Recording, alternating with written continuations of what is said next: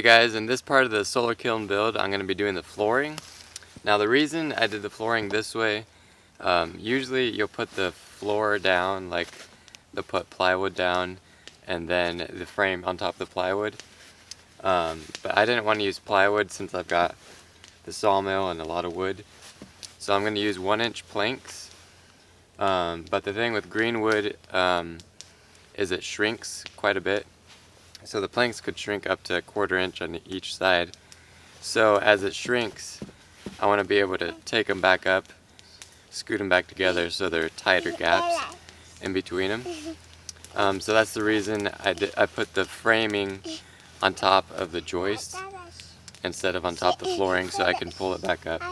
Another reason I did this is I'm not going to put insulation on the flooring right now or on the sides. I'm going to test it out, see how it works.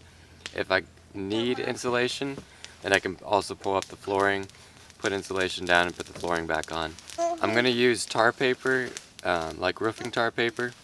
I've had it for a while and I've used it on a different job. I was going to use Tyvek house wrap, but it's expensive and I already had the tar paper.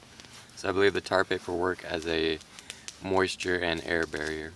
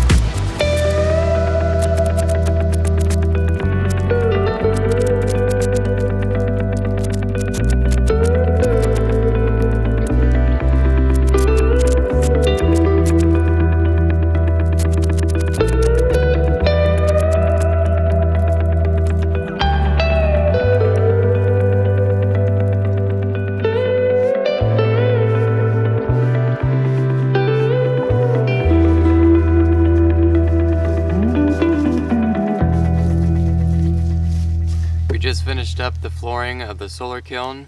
It's made from poplar and ash, I believe. I'm not entirely sure if it's ash, but I think it is. It's 1 inch thick, and these planks are about 10 inches wide, I believe. We'll see how much it shrinks. I will show you later on, in a few months, to see how much they shrink when they dry. I hope you enjoyed watching this part of the solar kiln build. If you want to see the next part, which is going to be putting the roof on the solar kiln, which is the solar collectors, make sure that you're subscribed. Thanks for watching, and we'll see you in the next video. Say, see ya on the next video. See that now, Mama. That's close enough.